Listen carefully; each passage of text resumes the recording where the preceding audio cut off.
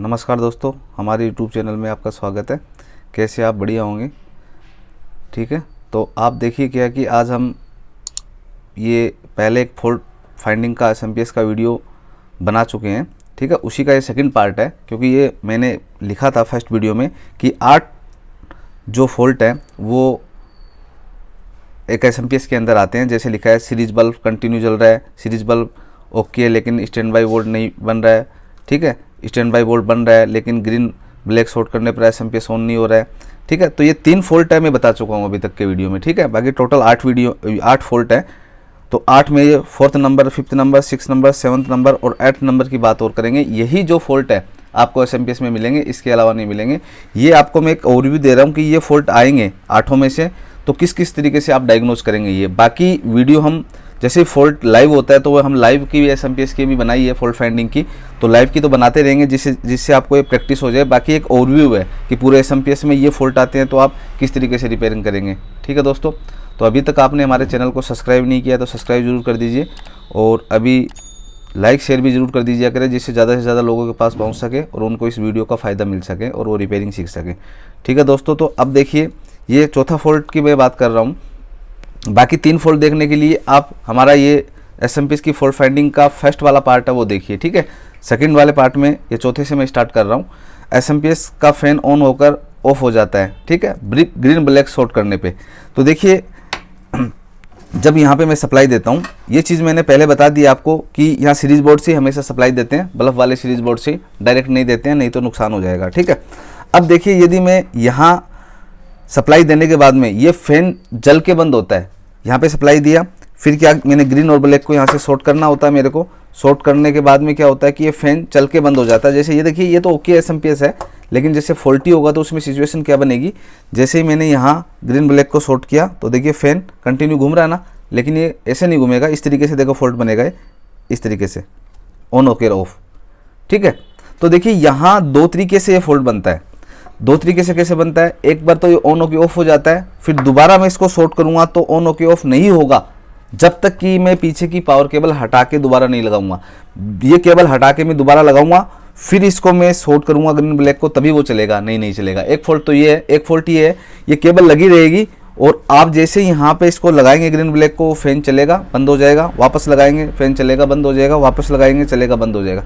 तो 2 फॉल्ट हो गए।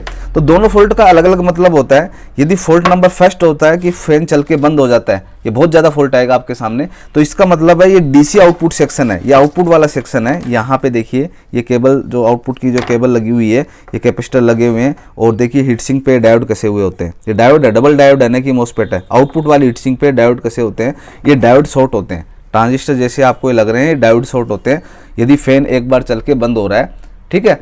तो देखिए यहाँ पे आप कैसे चेक करेंगे, फैन एक बार चल के बंद हो रहा है तो दोस्तों देखिए फॉल्ट जब ये आता है कि ये फैन चल के बंद हो रहा है और दोबारा इसको हम शॉर्ट करेंगे ग्रीन ब्लैक को तो नहीं चलेगा जब तक ये निकाल के दोबारा नहीं लगाएंगे। तो ये शॉर्टिंग की प्रॉब्लम होती है, शॉर्टिंग की प्रॉब्लम होती है। तो यहाँ देखिए आउटपुट सेक्शन पे जो ये लगे होते हैं डबल डायोड, यहाँ पे देखिए ये तीनों पिन कंटिन्यूटी नहीं देनी चाहिए। देखो बीच वाले के साथ, ये बाहर वाला देगा, ये इसलिए देगा क्योंकि यहाँ पे ये ट्रांसफार्मर की वाइंडिंग से जुड़ा हुआ है, बीच वाले के साथ नहीं देना चाहिए।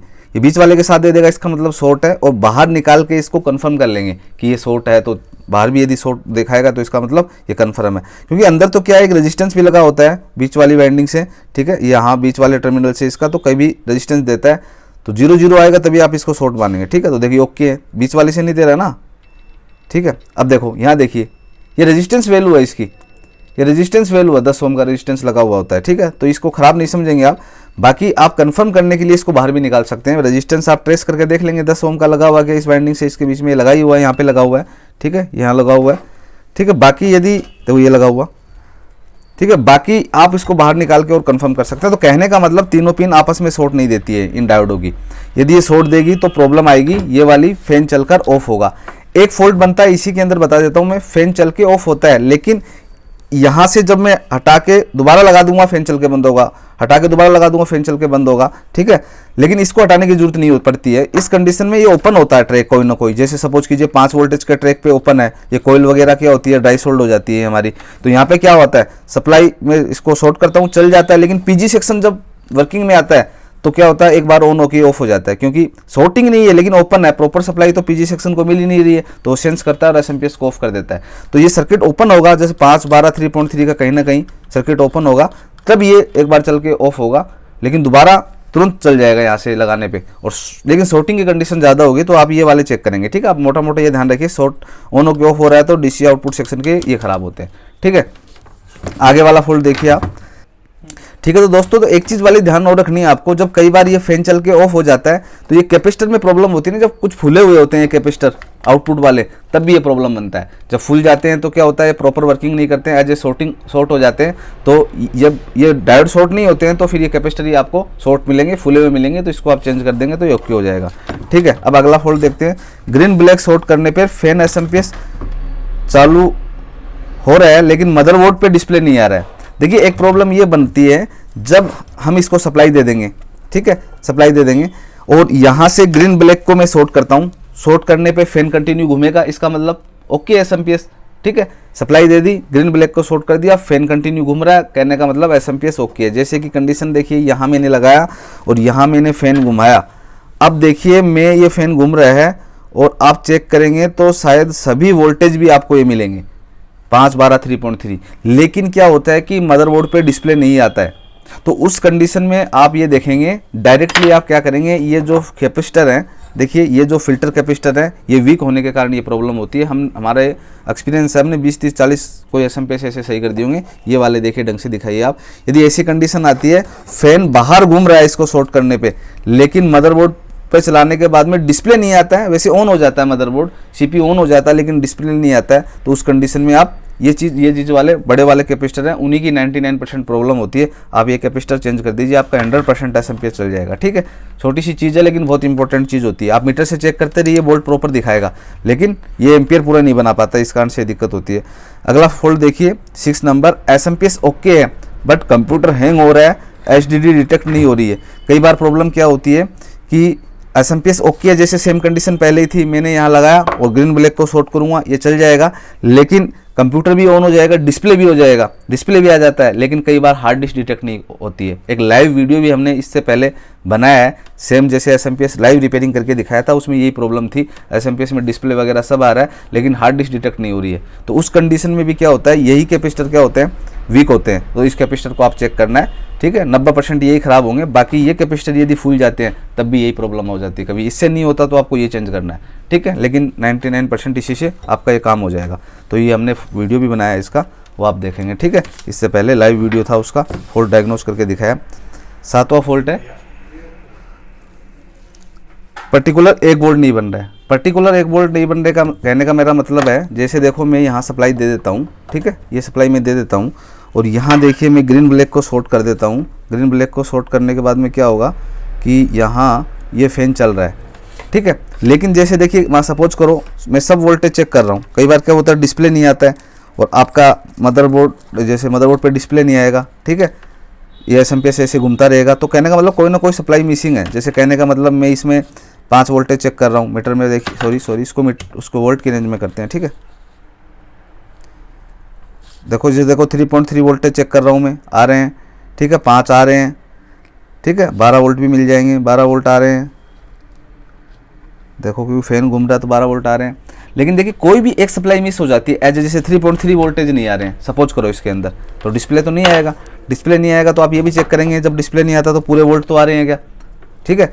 तो मान लो आप क्या करेंगे, आप ये जो पर्टिकुलर ये, इसका मतलब पीछे कोई भी सेक्शन में प्रॉब्लम नहीं है, सब सेक्शन देखिए सही है। जैसे मैंने यहाँ पे बनाया है rectifier and filter stand by, ये तो जब ग्रीन वाले पे या बैंगनी वाले पे आते हैं, ये सेक्शन का 2 से ही मतलब होता है, 2 वायर पे आ गए तो इसका मतलब ये सेक्शन ओके है।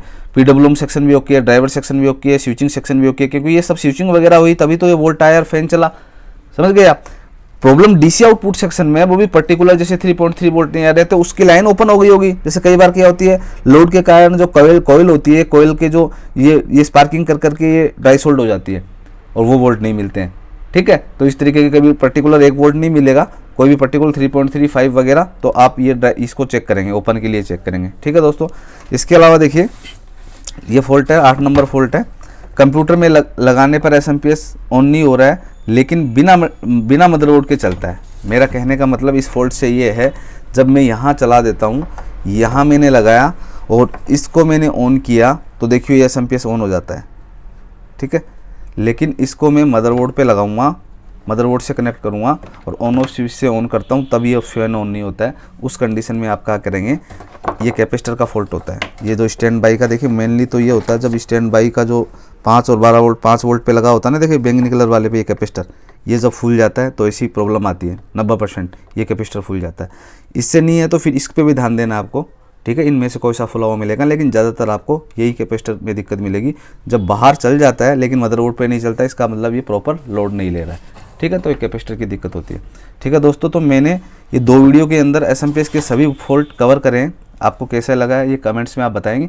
बाकी ये फॉल्ट जब आते रहते हैं हमारे सामने तो हम लाइव भी इसका वीडियो बनाते रहते हैं, आपके सामने अभी तक बनाए हैं कितने सारे वीडियो, ठीक है दोस्तों। तो आपको ये कैसा लगा आप कमेंट में ज़रूर बताएंगे और इसको सब्सक्राइब भी ज़रूर कर दीजिए हमारे चैनल को, सब्सक्राइब नहीं किया है तो, जिससे आपको इनका फ़ायदा मिल सके कंटिन्यू। आपको ये हमारे आगे भी हम मदरबोर्ड वगैरह के चिप लेवल के वीडियो हमने डाले भी हैं और आगे और भी डीपली वीडियो डालेंगे, जिससे आपको इसका नॉलेज मिलता रहे। और ये तो अभी आपको बेसिक बता रहे हैं, जिससे कि बेसिक आना पहले ज़रूरी होता है, फिर डीप का वीडियो आपको मिलता रहेगा, ठीक है। और इसको शेयर भी ज़रूर कर दीजिए, जिससे ज़्यादा से ज़्यादा लोगों के पास ये वीडियो पहुँच सके और उनको इसका फ़ायदा मिल सके। धन्यवाद।